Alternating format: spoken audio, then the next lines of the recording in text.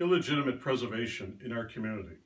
For too many years, what's historically accurate to the layperson has becoming more and more nebulous to their novice eyes.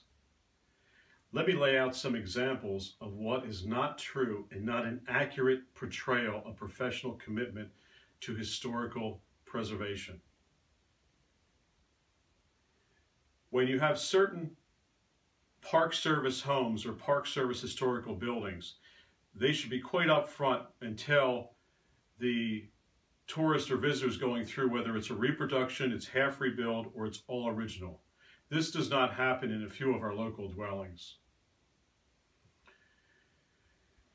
And in essence, sometimes it's like dwellings that fool the public with their facade. A handful of local homes that were saved from oblivion in Salem in the early 1970s, just days away from the wrecking ball and the bulldozer. Their facades, with the help of the VOTEC and generous citizens who put up a lot of money, are returned to a fair amount of accuracy, somewhat to original.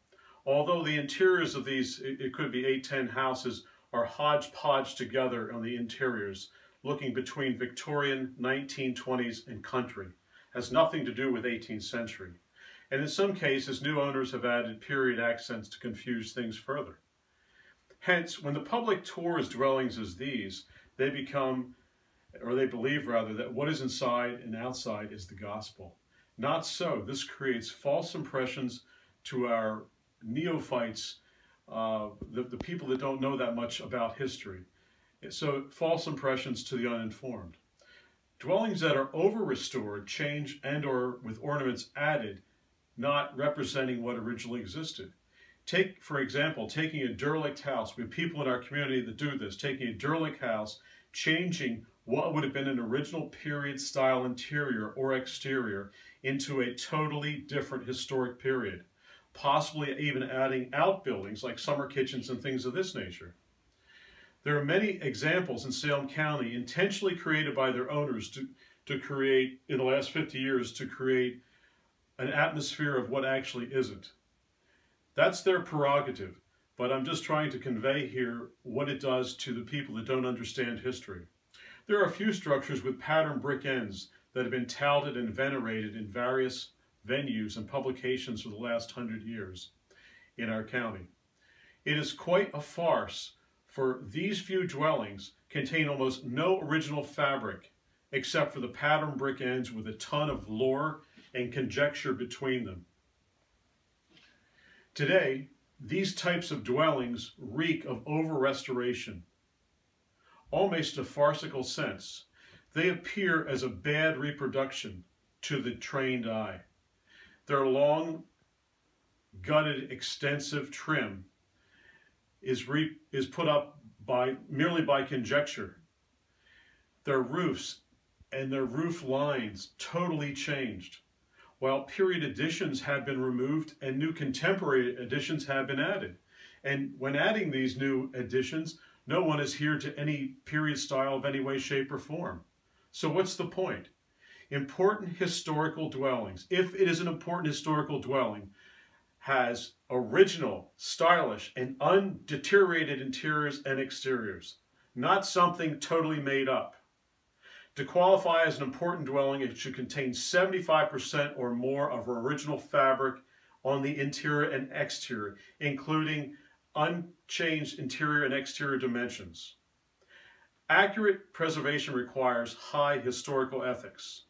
Those in historical societies who 95% of the time have no training or professional education in scholarship or preservation, and they're strictly members running small organizations or groups is what it comes down to.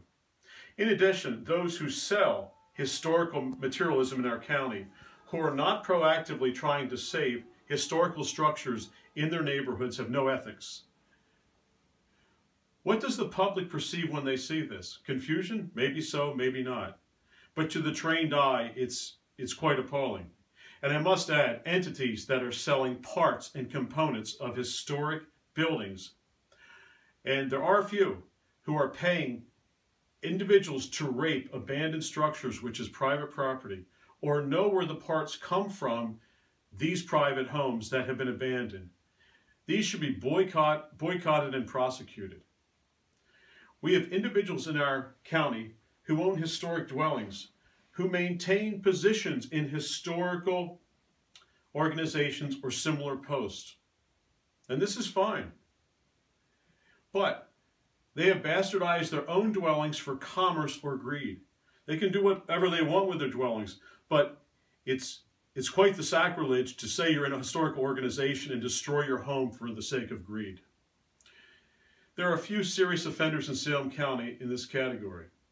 Historical organizations, if they are indeed dedicated to their mission as being historically responsible, would not just cater to the objects within their walls.